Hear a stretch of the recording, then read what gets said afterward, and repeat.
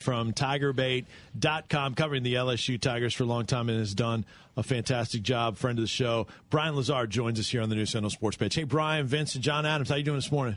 Good. How you guys doing? We're great. So the replacements on both special teams and defense for Tyrann Mathieu, what's been the feedback? What have you seen from those guys in the secondary and also in the return game? Well, we haven't seen anything because practice has been closed for about 10 days now, so we have not seen a thing. What the reports we're getting, Odell Beckham, who is going to be the number one wide receiver, he is going to replace Mathieu as the punt returner. And then when it comes to in the secondary, that's still up in the air. Two guys that never played a snap are competing for the starting job. Jalen Collins, who is a redshirt freshman, and then Jalen Mills, who's a true freshman. I think from the reports we're getting, Jalen Mills may be a little bit ahead at this point, but those are going to be the two guys that are competing to see who will start at the corner spot opposite Darrell Simon.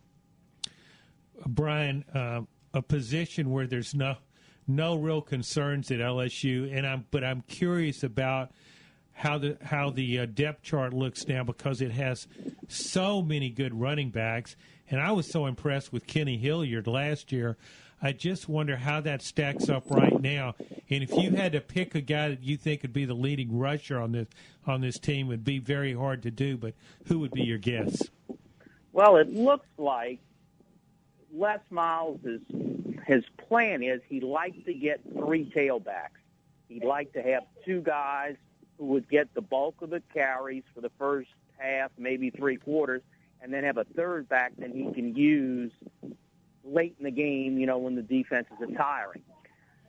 If you'd ask me, who would going to be in that top three, I think Alfred Blue and Kenny Hilliard are definitely in there. And Spencer Ware has had a few injury problems, so that probably knocks him down right now. So I would say Michael Ford's probably the third guy. But I think from what we're hearing, that Blue and Hilliard have been the two most impressive tailbacks during practice, and that means the two leading rushers from last year, Ware and Ford, may be numbers 3 and 4 in the depth chart right now. Well, Brian, that speaks volumes for this younger guy, Hilliard, that he can move up the depth chart when you have two proven running backs with a lot of experience there. You're right, no doubt about that. And Hilliard has lost about 15 or 20 pounds, and he said that he feels a lot more comfortable this year and just feels a lot better. And that's probably has helped his cause.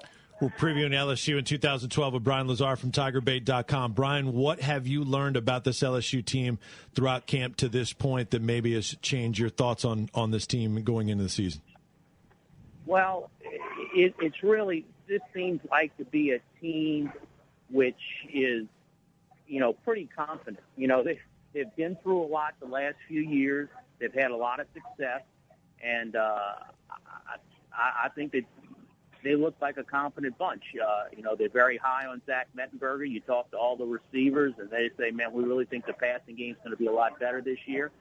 Obviously, the loss of Tyrann Mathieu is going to have an effect on the team, going to have an effect on the defense. But, look, this is a team that has weathered so many distractions last year, and they're pretty confident that, they'll be right there when it comes to determining who's going to win the SEC West and the SEC and be in Miami for the national championship game.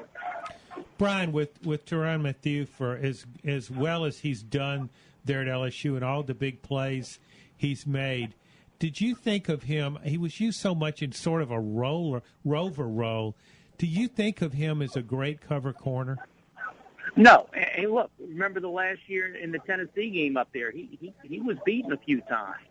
So he is not the pure cover corner. He's much better as an inside guy. But look, you can't deny all the big plays he made, particularly on special teams. So LSU somehow is going to have to find a guy who can make some of these big plays. And more importantly, I think the defensive line, with all these young guys that are going to be playing in the secondary at corner, the defensive line is going to have to be a little bit better as regards pass rush, and it should be. They got a lot more veteran group this year. Brian, I know you guys have so little access there, but I wondered, have you actually seen Zach Mettenberger throw the ball And what do you think of him, if you have? Great arm strength. I think there's some questions about his accuracy sometimes. You know, if you look at the 2 scrimmages he has had, according to the statistics that LSU's given to us, he was 15 of 30 and 15 of 26. Now, Les Miles, you know, I asked him about the 15 of 30, and he said, well, some of the receivers didn't run the right routes, and that was his fault. And he says, and we're taking a lot more shots deeper down the field, so you're not going to complete a high percentage of those balls. So no one is really concerned about his percentage. And, he's certainly going to be a threat because in the spring game, he threw 6 or 7 times way down the field, and he hit, 2 or 3. And if he can do that during the regular season, that's going to affect how defenses play LSU. Bryan, how will this season be different than a year ago, in your opinion? Is this a better LSU team with all things considered? I don't think that 1 to 44, this team is as deep as it was a year ago, but I still think its talent is as good as anybody in the SEC or probably in the nation. They're going to have to play a lot of younger guys, particularly in the secondary, but they have, they got the talent. They should be pretty good. Bryan, really appreciate it. Bryan Lazare covers the LSU Tigers for TigerBait.com.